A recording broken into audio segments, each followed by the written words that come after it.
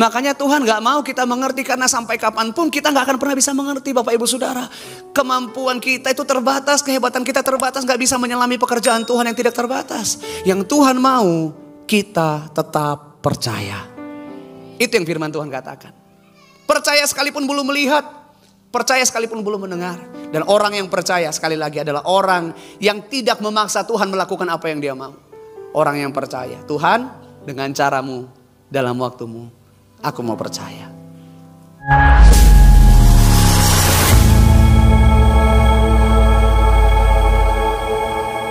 Yang percaya boleh berikan tepuk tangan yang terbaik buat Tuhan.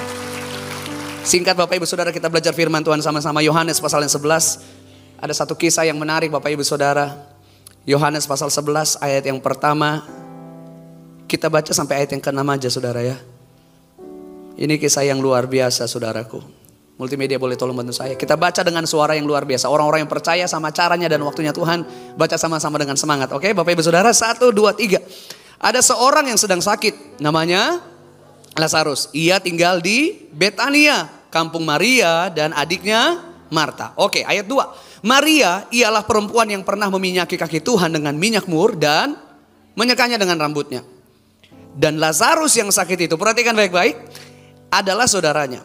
Kedua perempuan itu mengirim kabar kepada Yesus. Maria dan Marta mengirim kabar kepada Tuhan Yesus untuk menyampaikan apa? Tuhan, dia yang, sekali lagi, dia yang, menarik ya. Dia yang engkau kasihi, terus sakit. Ketika Yesus mendengar kabar itu, ia berkata, penyakit itu tidak akan membawa kematian, tetapi akan menyatakan kemuliaan Allah. Sebab oleh penyakit itu anak Allah akan dimuliakan. Ayat kelima. Yesus memang, ini kenyataannya ya. Yesus memang mengasihi Marta, terus, dan kakaknya, dan Lazarus.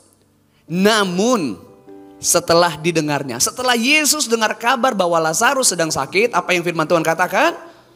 Yesus sengaja tinggal 2 hari lagi di tempat di mana ia berada. Bapak Ibu Saudara yang terkasih dalam nama Tuhan, menarik sekali ya. Banyak orang berpikir begini, udah melayani Tuhan harusnya gak ada masalah.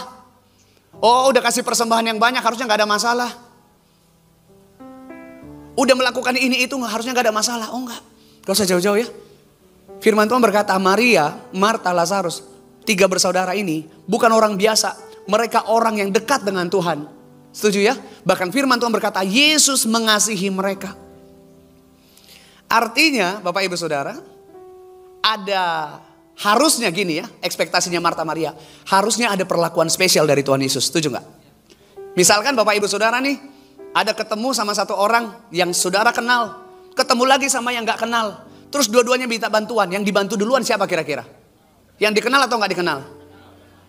Kalau saya lagi butuh pertolongan, Pastor Andrew butuh pertolongan, yang Bapak Ibu Saudara bantu duluan siapa?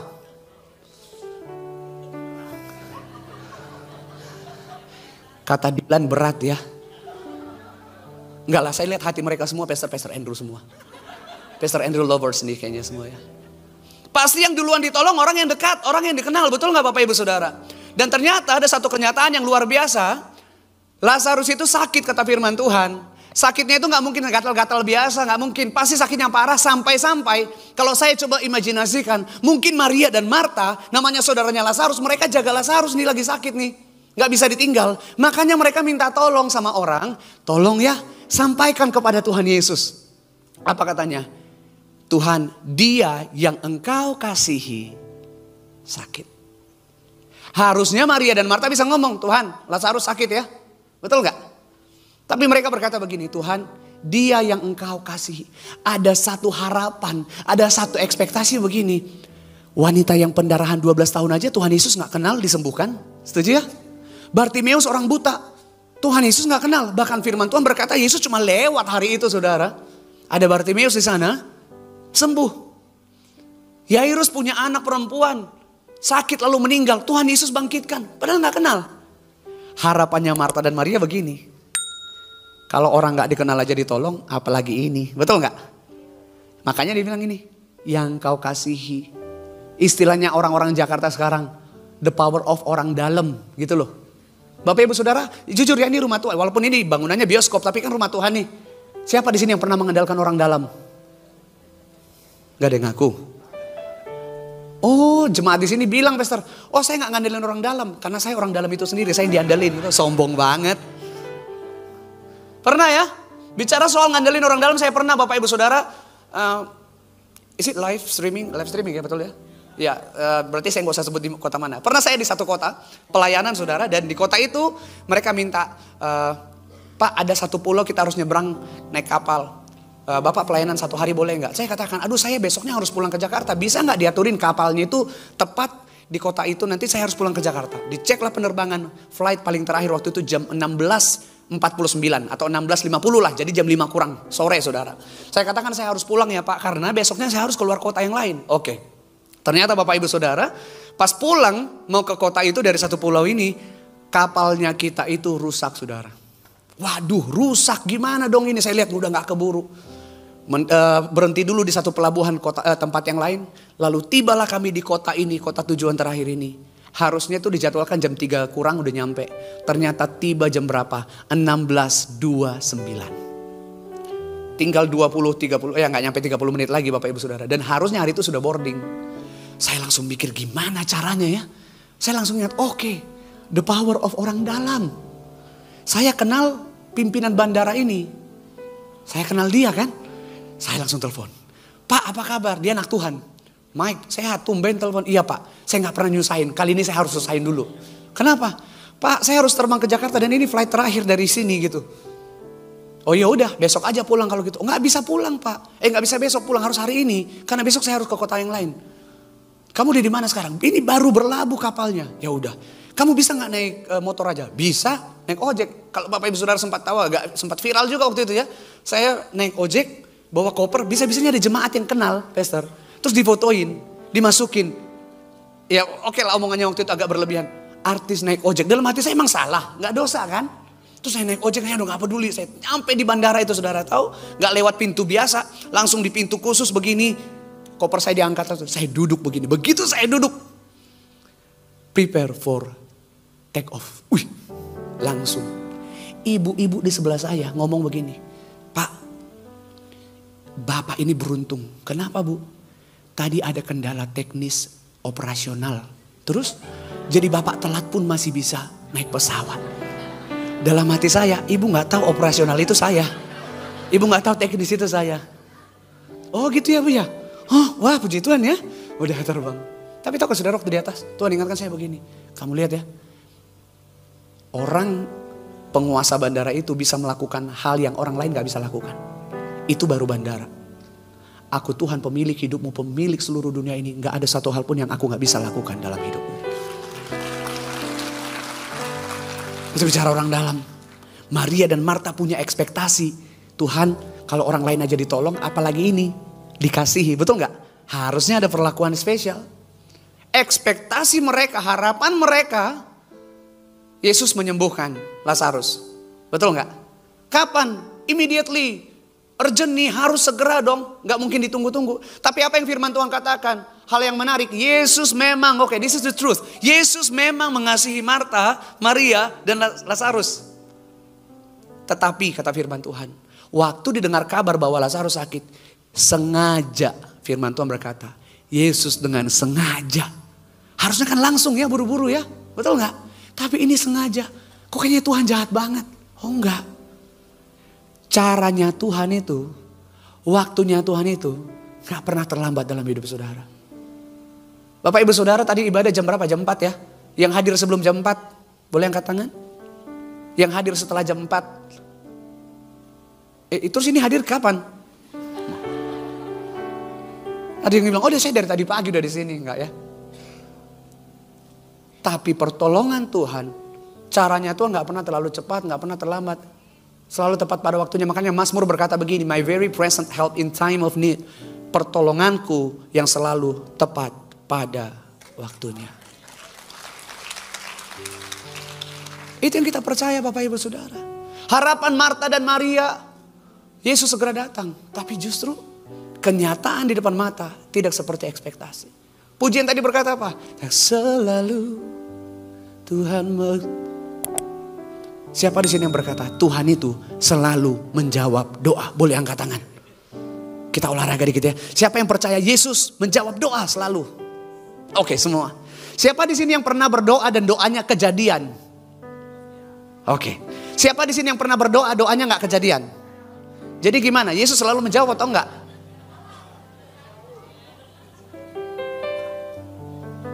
Mulai tergoncang ya. Yesus selalu menjawab doa? Pernah berdoa dan doanya kejadian? Pernah berdoa tapi doanya nggak kejadian? Kalau orang Surabaya bilang piye to iki? Jadi gimana? Yesus selalu menjawab atau enggak? Yesus itu selalu menjawab doa saudara. Koma, belum titik ya. Jawabannya nggak selalu iya. Betul nggak? Tapi sekalipun hari ini Tuhan sedang berkata tidak sama apa yang Bapak Ibu Saudara naikkan kepada Tuhan. Bukan berarti Tuhan yang jahat. No. Firman Tuhan berkata lebih dari apa yang dapat kita doakan. Tuhan siapkan yang jauh lebih baik. Maria dan Marta berharap berdoa. Yesus menyembuhkan Lazarus. Kenyataannya Yesus mengiyakan atau Yesus berkata enggak. Yesus menyembuhkan atau enggak? Yang berkata Lazarus disembuhkan. Yang berkata Lazarus gak sembuh. Yang berkata terserah mau sembuh mau enggak. Mukjizat sudah terjadi ribuan tahun yang lalu. Yesus gak nyembuhin. Harapan Marta dan Maria, ekspektasi mereka Yesus datang menyembuhkan Lazarus. Tapi ini yang firman Tuhan katakan, Yesus gak menyembuhkan Lazarus. Dia, Maria dan Marta minta supaya Yesus menyembuhkan. Tapi rancangan Tuhan gak sekedar hanya menyembuhkan. Yesus mau membangkitkan. Lebih hebat mana? Menyembuhkan atau membangkitkan? Halo? Menyembuhkan atau membangkitkan? Tuhan mau menunjukkan lebih dari apa yang dapat kita minta. Lebih dari apa yang dapat kita doakan. Bahkan manusia berkata gak mungkin. Tuhan mau menunjukkan bersama dengan dia semuanya mungkin. Cara yang dikarang, cara yang diatur, disetting oleh Maria dan Marta. Yesus segera datang ke rumahnya. Itu waktunya ya. Segera datang. Terus ngapain? Ya mungkin tumpang tangan, mendoakan lalu sembuh. Tapi Yesus mau melakukan lebih dari apa yang dapat mereka lakukan. Minta dalam hidup mereka kepada Tuhan Yesus saudara. Nanti bisa baca di rumah saudaraku. At the end of the story. Bahkan firman Tuhan berkata begini. Lazarus sudah meninggal 4 hari loh. Baru Yesus datang ke sana. Bapak Ibu Saudara mungkin. Ini kan saya lihat ini wajah-wajah jemaat yang jemaat ini. Pesta wajah-wajah Alkitab semua nih. Baca firman Tuhan tiap hari saudara. Lebih banyak mana baca firman atau buka TikTok? Di sini jangan ada yang lihat kodam ya. Amin. Yang ngomong amin berarti pengalaman. Saya jujur ya, saya ada TikTok memang saudaraku, tapi saya nggak aktif banget. Ya ada kapan saya pun udah lupa postnya kapan. Tapi itu nggak Bapak Ibu Saudara, saking saya nggak ngikutin perkembangan. Ini kisah nyata ya. Udah kayak Indosiar kisah nyata. Ini maksudnya kisah nyata. Juni kemarin saya pelayanan di Manado, Bapak Ibu Saudara. Lagi di pelayanan di Manado. Saya lagi live Instagram, lagi live begini, sama ada teman-teman saya juga. Tiba-tiba ada yang nanya, Kak Michael kodamnya apa? Bapak Ibu Saudara tahu saya jawabnya apa? Saking saya nggak ngerti, saya ngomong gini. Oh maaf, saya pelayanan di gereja ini, saya sebut satu gereja. Saya nggak pelayanan di kodam. Saya kira kodam bener-bener TNI atau apa gitu saudara. Terus teman saya ngetawain. Bukan itu maksudnya. Maksudnya apa? Kodam. Saya cek di Google saudara. Oh ternyata banyak orang sekarang. Lihat-lihat TikTok. Nanya-nanya kodam. Kodamnya apa? Oh kuda lumping. Pantas lu gak bisa diem katanya. Terus kodamnya apa lagi? Ada kue cucur. Ngapain? Saya tanya ini kodam ngapain? Yang ngejaga kita. Masa Bapak Ibu Saudara mau dijaga sama kue cucur? Kue cucur 1 hari 2 hari basi. Betul gak? Jamuran. Mazmur berkata begini. Gak pernah tertidur, gak pernah terlelap. Penjaga setiap kita. Ngapain cek-cek kodam? Tuhan penjaga setiap kita. Jadi sekarang berhenti ya cek kodam ya. Oh udah bertobat langsung diem. Takut jawabnya. Iya dong. Orang yang percaya kepada Tuhan sepenuhnya. Iman itu kan percaya bahasa artinya begini. Bersandar berserah sepenuhnya. Gak setengah-setengah. Gak nanggung gitu loh maksudnya. Tahukah Bapak Ibu Saudara, sedikit keluar dari cerita ya. Bapak Ibu Saudara tahu ya kisah Petrus berjalan di atas air. Waktu terjadi angin sakal, gelombang luar biasa. Waktu Petrus berjalan di atas air, anginnya sudah selesai atau belum? Belum. Badannya udah tenang atau belum? Belum. Masih ada ombak gak? Masih. Orang berjalan di air tenang aja gak bisa, apalagi bergelombang, apalagi angin. Tapi ini yang firman Tuhan katakan, Petrus ngalami mujizat Tuhan. Kenapa? Ada satu yang perlu di-highlight. Petrus berjalan di atas air, mendapatkan Yesus. Dalam terjemahan lain dikatakan straightforward, fokus tertuju hanya kepada Tuhan Yesus. Pertanyaannya, masalahnya masih ada gak? Masih. Anginnya masih ada gak? Masih. Pergumulannya masih ada gak? Masih Bapak Ibu Saudara. Tapi kenapa dia bisa mengalami mujizat, mengalami keajaiban di tengah masalah yang sedang dihadapi, di tengah angin sakal yang sangat luar biasa menakutkan. Bahkan firman Tuhan berkata mereka takut binasa saudara. Karena satu kata kunci, tertuju kepada Tuhan Yesus. Tapi di ayat berikutnya dikatakan begini, tetapi waktu dirasanya tiupan angin. Padahal dari tadi angin bertiup gak? Bertiup. Dari tadi angin di situ gak? Di situ Bapak Ibu. Tapi waktu fokusnya hanya kepada Tuhan Yesus, percaya sepenuhnya kepada Tuhan, masalah boleh ada, pergumulan boleh ada, tetap tertuju kepada Tuhan Yesus. Firman Tuhan berkata begini, waktu dirasanya tiupan angin, mulai fokusnya berubah. Tadi ke Tuhan Yesus, sekarang ke masalah. Aduh gimana ya, udah berdoa siang dan malam kok kayaknya belum ada tanda-tanda keajaiban. Aduh gimana ya, udah beribadah sama Tuhan tapi vonis dokter malah masih begini. Aduh gimana ya, mulai fokus sama itu saudaraku. Orang yang percaya sepenuhnya kepada Tuhan, apapun yang terjadi, engkau tetap tertuju kepada Tuhan.